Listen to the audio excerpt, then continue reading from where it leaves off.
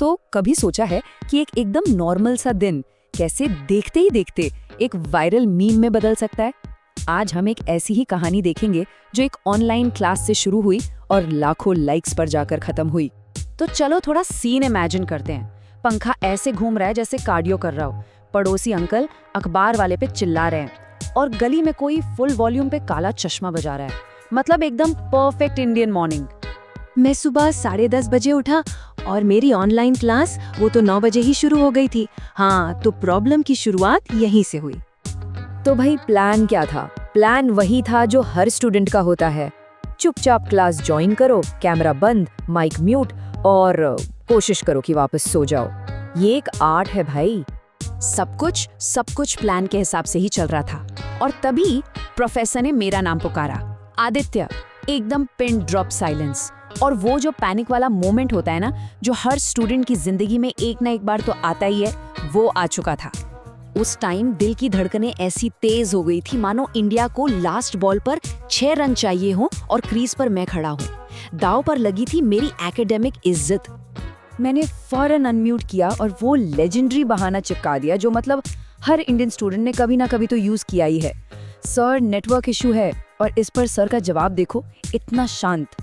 बड़ी इंटरेस्टिंग बात है आदित्य, तुम्हारा नेटवर्क हमेशा मेरे सवाल पूछते ही क्यों खराब हो जाता है? कोई डिवाइन सिग्नल है क्या? उस नियर डेथ एकेडमिक एक्सपीरियंस के बाद एक बात तो क्रिस्टल क्लियर हो गई थी। टीचर्स के पास ना सच में कोई अल्ट्रा इंस्टिंक्ट होता है, उन्हें सब पता होता है, सब। उस एकेडमिक हार्ट अटैक से रिकवर करने के बाद मैंने की अपने दिन की सबसे बड़ी, सबसे भयंकर गलती। मैंने खोल लिया इंस्टाग्राम रील्स, वो ब्लैक होल जहां टाइम, प्रोडक्टिविटी, फ्यूचर प्लान्स सबके सब गायब हो जाते हैं। और बस फिर तो शुरू हो गया वो कभी न खत्म होने वाला स्क्रॉल फेस्ट।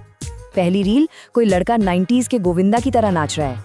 मैंने सोचा वाह क्या टैलेंट है। अगली ही रील में कोई बता रहा था कि 25 की उम्र से पहले अमीर कैसे बने। मैंने उसको फटाक से सेव कर लिया, बाद में देखूंगा वाली लिस्ट में, जो बाद कभी आता ही नहीं।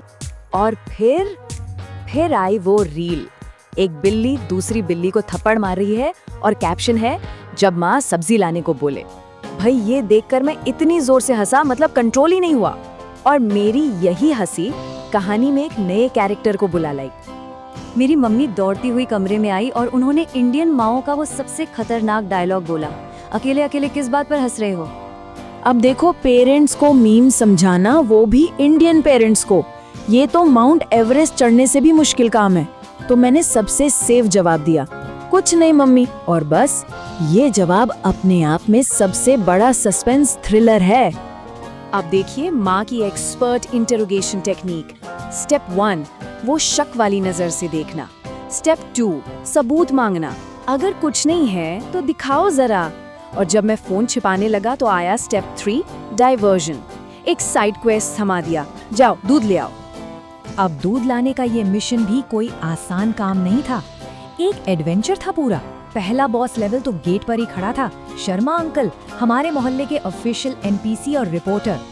उन्होंने मुझे देखते ही वो खतरनाक सवाल पूछा, बेटा आजकल क्या चल रहा है? मैंने भी डिप्लोमेटिक सा जवाब दिया है, बस अंकल ऑनलाइन स्किल सीख रहा हूँ, बस। फिर उन्होंने अपना ब्रह्मास्त्र निकाल दिया, बहुत अच्छे बेटा, मेरे बेटे ने तो बैंगलोर में फ्लैट भी ले लिया है। खैर, इस मोटिवेशनल स्पीच से जैसे तैसे बचकर मैं दुकान पहुंचा। वहां लाइन में खड़ा था और कानों में पड़ी एक हाई लेवल डिबेट जिसका सोर्स था व्हाट्सएप यूनिवर्सिटी और टॉपिक आर्टिफिशियल इंटेलिजेंस। घर लौटते हुए इन्हीं सब ख्यालों में खोया, मैंने अपना फोन निकाला और एक मीम बनाकर पोस्ट कर दिया। भारतीय माता पिता जब मेहमान आते हैं, बेटा गाना सुनाओ। बेटा मन ही मन, मैंने इंडियन आइडल के लिए साइन अप नहीं किया था। वही मीम जिसने ये पूरी कहानी शुरू की थी। थोड़ी देर बाद जब फोन उठाया तो देखा उस पोस्ट पर 50,000 लाइक्स थे, 50,000। मुझे तो अपनी आंखों पर यकीन ही नहीं हुआ। पोस्ट वायरल होना शुरू हो चुकी थी। फिर क्या था, 50,000 से 1 लाख, 1 लाख से 2 लाख। लोग पागलों की तरह शेयर कर रहे थे, कमेंट्स में दोस्तों को टैग कर रहे थे, क्योंकि हर कोई उस मीम से रिलेट कर पा रहा था। मैंने शर्मा अंकल से इंस्पायर होकर एक और मीम बनाया और वो भी वायरल। देखते ही देखते पेज पर फॉलोअर्स की बाढ़ आ गई। मेरी लाइफ अब पूरी तरह से मीम्स के आसपास घूमने लगी थी। और फिर आया वो दिन, इंटरनेट फेम का पीक मोमेंट, बिल्कुल किसी बॉलीवुड मूवी के क्लाइमैक्स जैसा, जब एक बहुत बड़े सेलिब्रिटी ने मेरा मीम अपनी स्टोरी पर शेयर कर दिया। भाई मैं तो सच में हवा में था। मैं अपनी इस सक्सेस को सेलिब्रेट कर ही रहा था कि किचन से माँ की आवाज आई, जिसने मेरी सारी फेम का गुब्बारा 1 सेकंड में फोड़ दिया। आदित्य, आलू खत्म हो गए, जाके ले आ। और बस उसी पल मुझे ज्ञान की प्राप्ति हुई। आप ऑनलाइन कितने भी फेमस हो जाओ, आपके मीम्स पर लाखों लाइक्स आ जाएं, लेकिन एक इंडियन घर में आपकी असली जिम्मेदारी सब्जियां लाने की ही है। और सच कहूं तो शायद यही जिंदगी का सबसे बड़ा और सबसे रिलेटेबल मीम है। उम्मीद है आपको ये कहानी पसंद आई होगी और ऐसी ही कहानियों के लिए ज़ेनोरा को सब्सक्राइब करें, लाइक करें। अभी के लिए बाय बाय, फिर मिलेंगे।